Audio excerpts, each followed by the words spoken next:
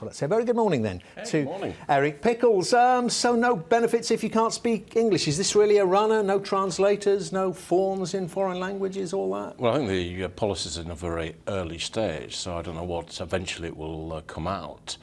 I know from my perspective, last year you stopped translation with inside the Department of Communities and Local Government and asked local authorities to do the same. But at the same time, I increased the amount of money available to learn English.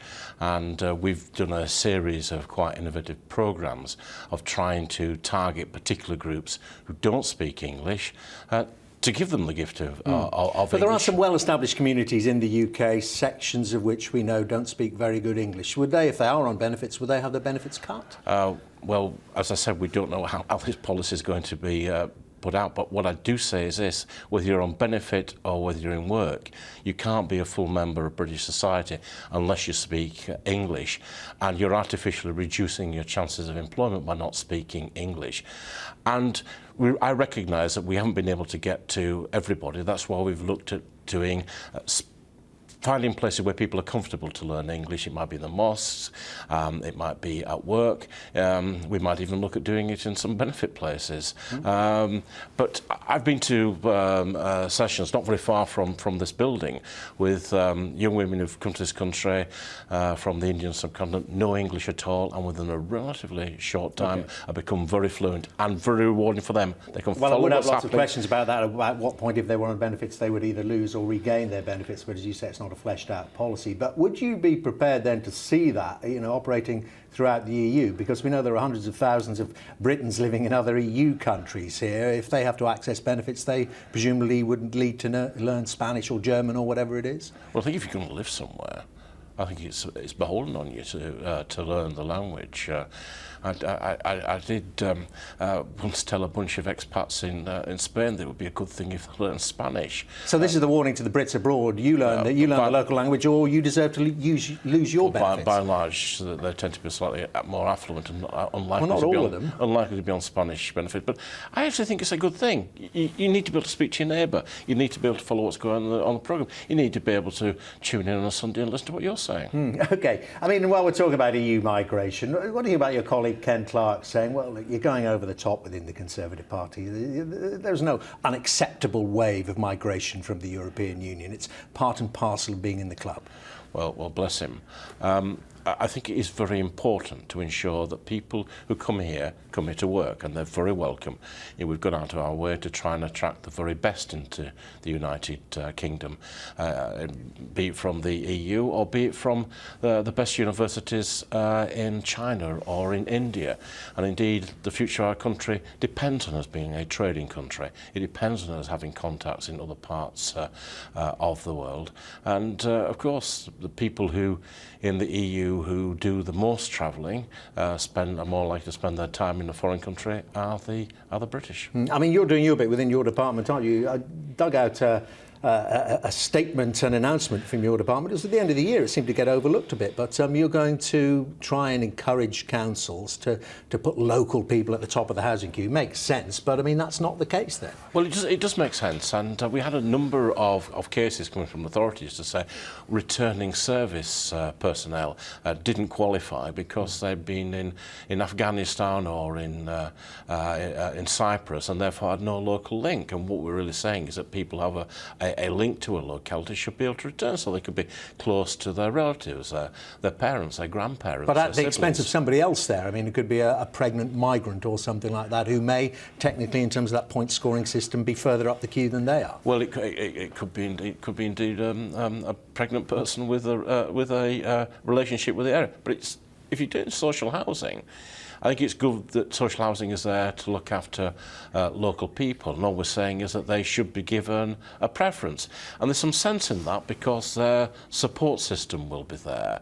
If it turns out, if someone turns out to be, a woman turns out to be pregnant, chances are mum or auntie or uncle, a father, a brother and sisters are going to be there. So it makes some sense for them to go to their local support system. And while we're on the issue of housing, what's this we're hearing from Nick Clegg? Wants you to come clean about about a report that you have been sitting on, apparently, according to the Liberal Democrats, about at least 2 new garden cities, in actual fact a ring of garden cities around the M25. Let me be absolutely clear. I have not seen, formally or informally, I'm told by my department that this report does not come from my department. We tend to be the experts in planning and housing, so we'd expect some degree of involvement. I don't rule out an ambitious civil servant from some other department putting something together, but both parties stood on a manifesto that said that we would not force eco-towns or garden cities on a population. Now, we are... I was going to say, something has to give. Yeah, we are, through the local infrastructure plan, beginning to release a lot of large sites, and so far we've released sites that will build 69,000. We've got some more in the pipeline, so by the end of the plan we will have released 100,000 new dwellings. But, I mean, is your preference to go for the big bang, I suppose, garden cities, new cities where you're building lots of houses, fairly high density, garden cities obviously, nice places to live, but in that kind of sense of being a new city, or is it piecemeal? Is it nibbling away at the green belt here, there and everywhere? Well, I looked at the figures on the green belt, and there's always been a small amount of building on it right from the very beginning. But the last year for figures under the coalition, we built the lowest number on the green belt for a quarter of a century. So there isn't this nibbling taking place that people would have you believe. It's important to set up settlements where there is going to be some infrastructure there, where there's going to be roads, where the like. Now, I think we probably can produce some garden settlements. We could maybe produce a garden city or two, providing it's in places that people want it. And there are authorities expressing an interest, and we will be producing a perspective, but it's got to be on the basis of consent.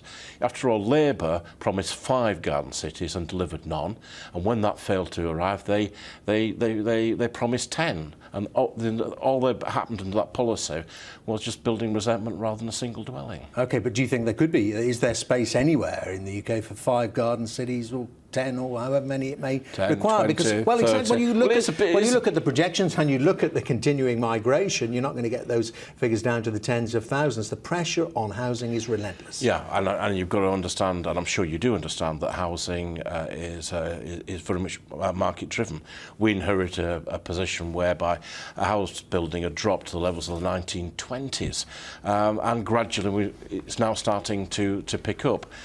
We aren't going to get that by some great grand design. You need to go with the market. You need to leave a firm foundation whereby it can expand.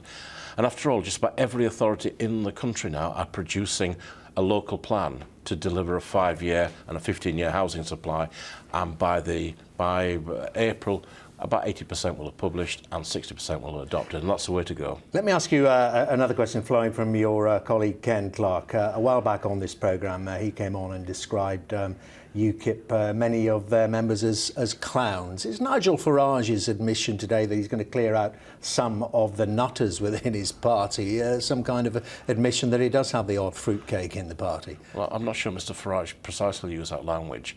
I mean, UKIP is a political party. It's a respectable political party.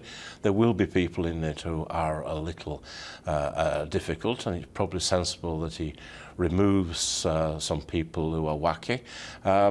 But the one thing it just seems to be about for Conservatives saying, well, we've got to do this, we've got to do that.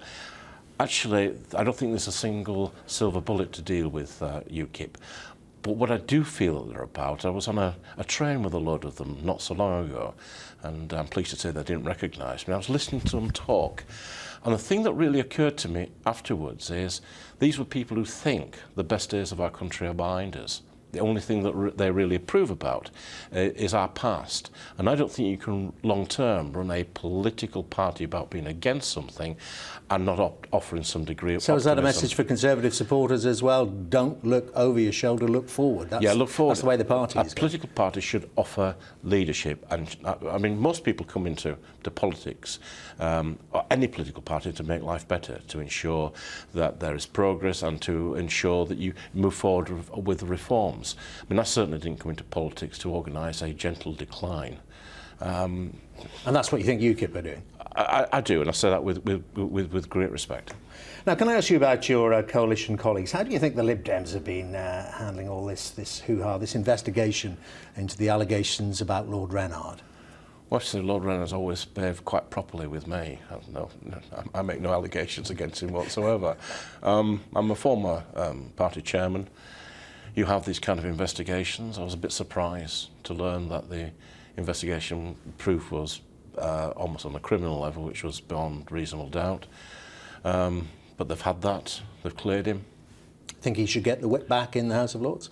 Actually, as Rep Butler said, frankly, my dear, I don't give a damn. Oh, okay. But I mean, you know, he's a parliamentarian. Would you like to see his face around? And you're in coalition with the Liberal Democrats. Do you think he's still got a role to play in that party? Well, he won't be advising Conservatives, that's for sure. And who they have in their party is a matter for them. And can you tell us with hand on heart that, you know, if such things have occurred or did occur within the Conservative Party, that your party would handle it better? Well, we have a fairly strict procedure. We're not hidebound by beyond reasonable doubt. Ours is a balance of possibilities.